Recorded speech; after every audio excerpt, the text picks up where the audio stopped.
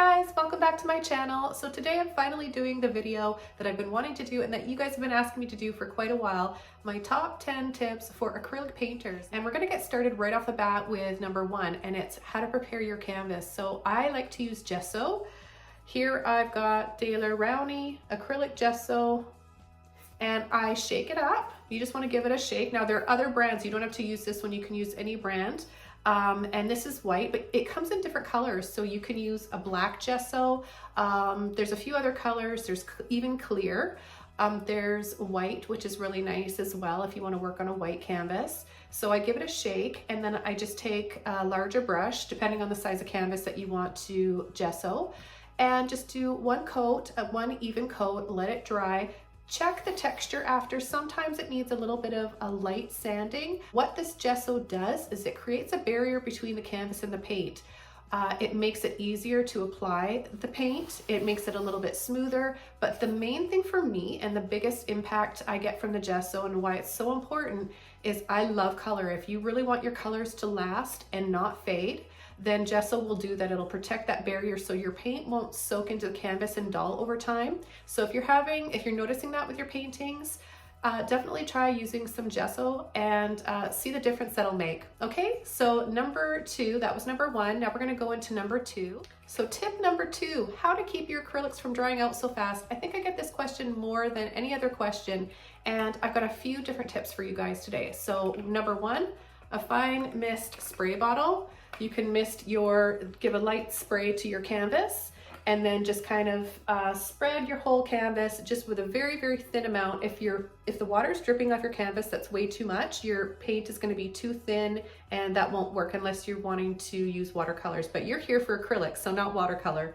So you just want to do a light, thin mist. You want to do that to your palette as well. The other thing that you can try, and first and foremost, I keep my studio on the cool side, and I live on the coast, so the humidity is high here, so it's not dry.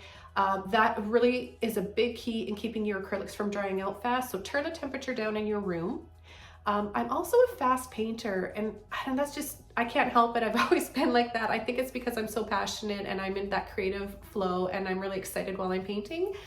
So if you're a slower painter, then what you might want to try, if the spray bottle's not helping, if the temperature in your studio's not helping either, you may want to try a slow drying medium to add to your acrylics. So that will make your acrylics act more like oils. So it can be helpful for you. It can be a little bit frustrating, and I choose not to use it because I like to be in control of adding my layers, highlights, and whenever I want. But when you add the slow drying medium and your acrylic can take hours and hours to dry, it can be very frustrating for the type of painting that you want to be doing. I like to start a painting and complete it in one day. When I have that vision and that creative mode that I'm in, I don't want to have to stop and wait hours for the layers to dry, because by that time my mood may have changed, my creative flow may have changed, and I may have lost that vision in that painting that I was going for or feeling at the time, and that can be very hard to get back. So I really like to be in control of my drying time over my acrylics, but that's just something to keep in mind if you guys are using a slow drying medium, but there's so many artists out there that enjoy using it. And another thing you want to do to keep your paint from drying out is when you're finished your painting and you may have a lot of paint left over on your palette, you don't want to waste that, you don't want to leave it sitting out. You can just simply cover it with tin foil, saran wrap, a lid. Quite an established artist back in the day gave me this very good tip. He had a little fridge, a little cooler that he kept all of his paints in from drying out. So you can just cover your paints up, leave them in your studio if your studio is cool enough. If not, you can just cover them up. Make sure they're covered though, that's the key thing here, and place them in the fridge and they'll stay nice and wet for you. And let's go right into tip number three now. Choosing a paint palette. So there's a few different options here for you. I'm going to start off with the one that I made a video for. And if you guys don't know already, I'm a resin artist as well. I love to work with resin. I make a lot of different resin things. I pour resin over my finished paintings sometimes, and I make all sorts of resin projects and art pieces. So I discovered that they make wonderful paint palettes. So you can just take any canvas that you want. You can even do like a really pretty underpainting. I did some swirly abstracts and I threw in some glitter, and I poured the resin over it, and it's very smooth and waterproof and slick. So it works wonderful as a paint palette. But what I really like to use right now are Arteza paper palettes. I'm not affiliated with them. I don't have a discount or anything, but I'm gonna leave the link below for sure for you guys. This is something, I just ordered these off of Amazon. And so I really like it because it's in the shape of that traditional palette. So you can hold it like this, put your thumb through, and check this out, guys. So it's a really slick surface. It's kind of like plasticky or even like parchment paper or wax paper. So these can last a long time, and you can even wipe them off. If you take the time, you can wipe the paint off and reuse them over and over. Or you can just peel it off, throw it away. There's, I think, how many coming out? There's 40 disposable sheets, and they're quite big. So you can fit a lot of paint on there. Now, and they're quite affordable too. I think this is all under $20 for, depending on where you live and where you're ordering from. So that being said, it's very similar to wax paper or parchment paper. So you can definitely use that. You can tape down some parchment paper, wax paper to an old cutting board or a piece of cardboard. And speaking of cardboard, what you don't want to use for a palette is anything that's going to be absorbent. So you don't want, or porous. So you don't want to use any paper plates. I know I see so many beginning artists using paper plates, and it's so frustrating because it just takes all that paint. So you're losing your paint. You feel like you can't keep up with it. And yeah, it soaks all the paint up. So you want something that's waterproof, and wax paper, plastic lids. You can get so many things from dollar stores, cheap things. So anything plasticky like that will work. Okay, so now we're on to tip number 4. So for tip number 4, it's brushes. And I've got another video I did a while back of my top 5 to, I think it turned into 6 of my must-have brushes. And it hasn't changed. I've experimented with a few other brushes here along the way, but my top 5 that I have here are a liner brush, a fan brush. You're definitely going to want a fan brush, a flat brush, also got a filbert brush, and a mop brush, or some artists call it a blending brush. So you'll notice this may look like a makeup brush. It is. I discovered that I love using makeup brushes, blending brushes for all of my foliage and trees. So the reason why, and specifically these ones, and I have a whole bunch of these, I recommend getting all these brushes in a few different sizes. So you want to have at least 2 to 3, and your collection will grow over time. But we're always working on different sizes of canvas and subjects in our painting, right? So sometimes you're going to paint a big tree, so you're going to need, for a big tree on a big canvas, a large fan brush. But if you're going to be working on a smaller tree, it's going to be hard to paint a very small tree with a big fan brush like this, right? So you make sure that you have some small ones. Same with a filbert. I've got 10 or so different size filbert brushes. And again, it comes over time. It's expensive at first to go out and buy all that supplies. Maybe just stick to 2 different sizes, a large and a small for now, until you can acquire more sizes in your collection.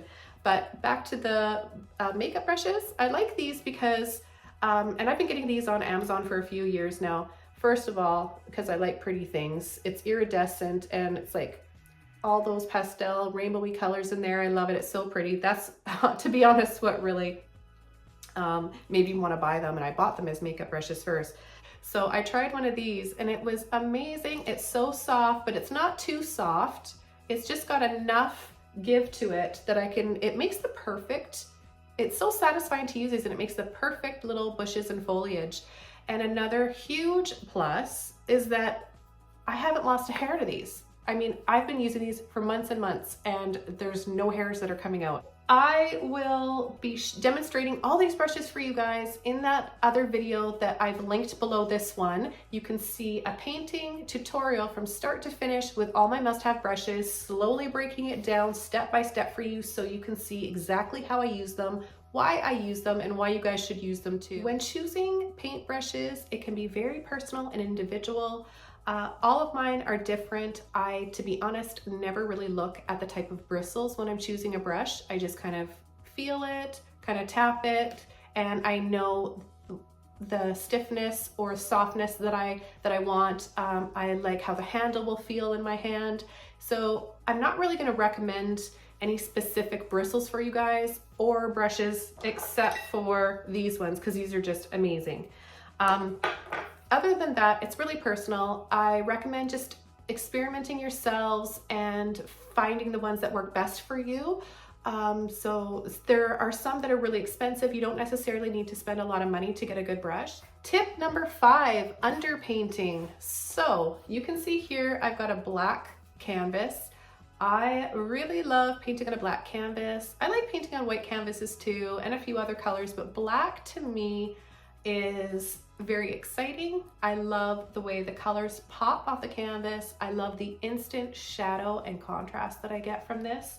And you know, to be honest, it's a really quick and easy way to cover up an old painting. So you usually just need one coat of black because it's so strong.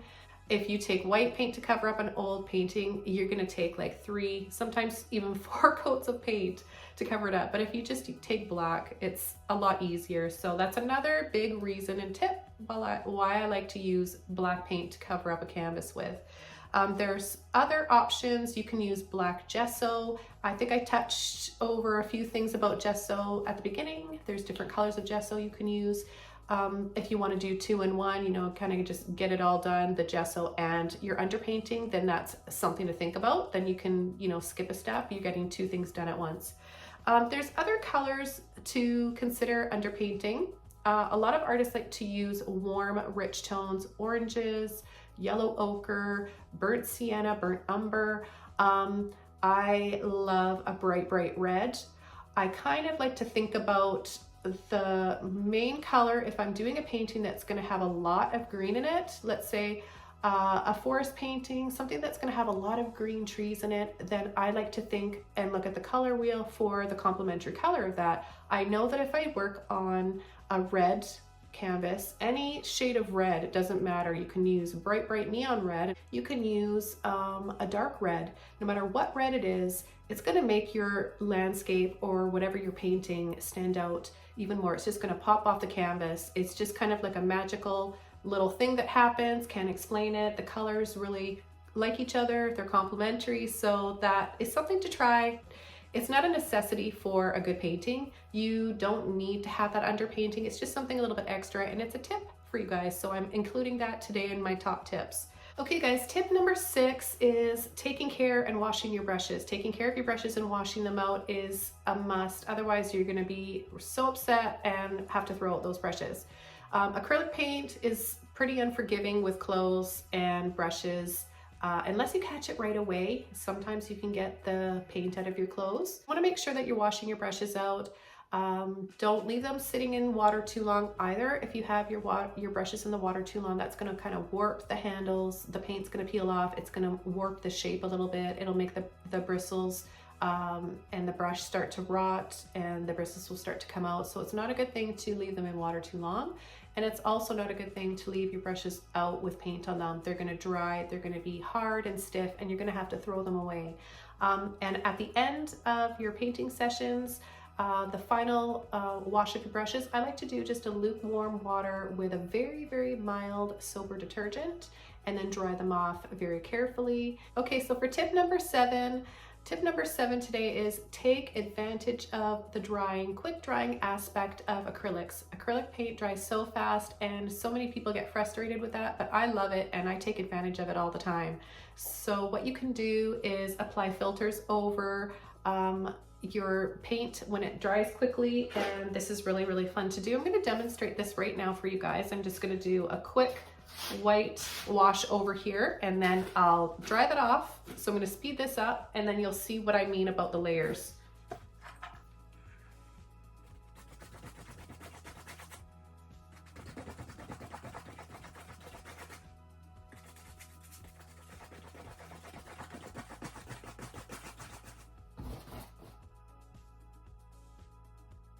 Okay guys, so I've just painted a little bit of white on this canvas, and I'm going to wash this paint out right away. So you're gonna wanna have quite a bit of water. I usually have a larger water jug here. I'm gonna use a little bit of yellow first.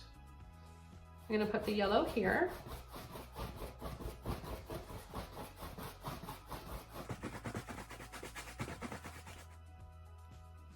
So what this does is it just helps you with skipping color mixing. If you don't want to make a specific color, you can sometimes do it just right away, instantly like this. So now I'm going to take some of my phthalo blue and I'm going to go over. I'm going to take just a little bit of water, just a little bit like this, and I'm going to slightly go over part of that yellow. So you can see the blue here. Very beautiful phthalo blue. And then if I filter over part of that yellow, then you get green right away. So that's what I mean with filters. It's so fun and versatile. You can do so much with filtering and taking advantage of how quickly the acrylic paint dries. So I'm gonna do one more example with one of my neon colors. You guys are starting to really catch on with the joy of painting with neon colors. They're so much fun. And for this example, I'm going to use my neon pink by Holbein, just a little bit like this. I'm going to also take right away just a little bit of water, and I'm going to start over here. That's quite watered down. I'm just going to take a little bit more. Okay, and then I'm going to work my way over to the yellow.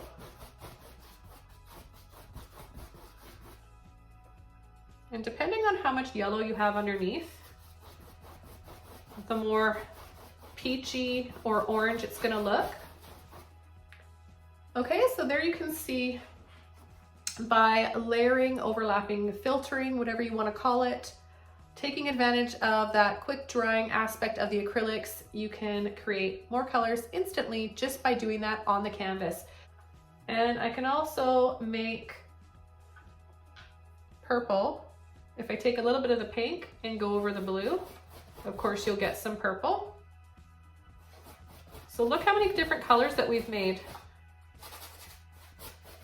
by layering over. So we pretty much made a rainbow just by layering colors over like this with using blue, yellow, and pink. And that brings me to number 8. Next is actual color mixing. So if there's a color that you really like, oftentimes you can make it yourself. You don't need to go and buy that specific shade in a tube from the store. That will save you a lot of money. I've got a video that I'll link below for making turquoise and purple, a very pretty shade of turquoise, different turquoises and purples below. And in the future, I'm going to be doing a more in-depth color mixing video. And number 9 tip is paint what you love. So I've given you the tools here that you need to paint successfully with. A lot about painting happily and well is by painting what you love. So I only paint things that bring me joy and that I love to paint. And I'm a much happier artist because I started doing that years ago. If there's something that you're asked to do and you're really hesitant because you're afraid you might not be good at it and you haven't tried it before, then I do recommend trying it, because you don't know if you like something yet or not until you try it. If you try it a few times and you just really don't feel joyful while you're working on it, then I would recommend not painting that again. But you can learn a lot from getting out of your comfort zone and trying to paint new subjects and landscapes and using different tips and techniques. So definitely try everything, and take what you can, take what you learn from it, take what you can get from it, and throw all of that in to what you love to paint, what brings you the most joy. Don't try to paint it like another artist does. It's almost impossible to copy another artist's work, and we're not meant to do that. We're meant to express ourselves in our own authentic way. So that's what I like to do with my channel. I'd like to remind you guys that that's a big part of painting and creating, is by delving into yourself, your inner creativity, your authentic self. Help inspire you guys to express yourself in your own unique way. So my number 10, my final tip is what to do when you're getting frustrated in a painting and nothing's working and you just want to throw it out. We've all been there. I've been there before many times, less and less as the years go by, because I've learned to paint more joyfully and to let go. That will come with time. It doesn't happen right away. But for the majority of us just starting out painting and really not knowing who we are as an artist yet, not knowing the next brush stroke to take, the next thing to paint, it can be really frustrating. A lot of paintings get thrown out in the trash or painted over. It happens.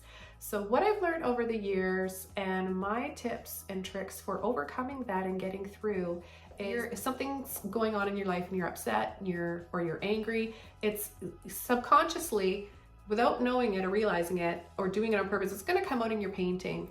So I'm just telling you guys what works for me and what could help you. I'm giving you my tips, right? So it's different for everybody, but I like journaling. I like to just get out everything that I'm feeling, everything that's going on into my journal. And then I feel like it's out there and it's not going to come out onto my canvas.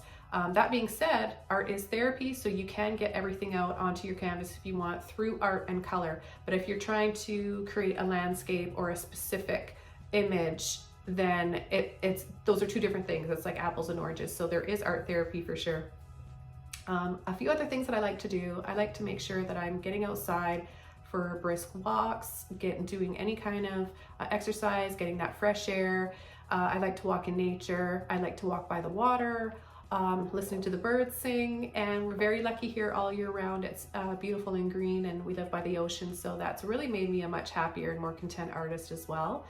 And I also like to listen to relaxing music, so whatever music that makes you feel good, you know, anything that gets your serotonin up, cup of coffee, a nice cup of tea, music, anything, you know, just getting your mind in that happy, content, worry-free state of mind.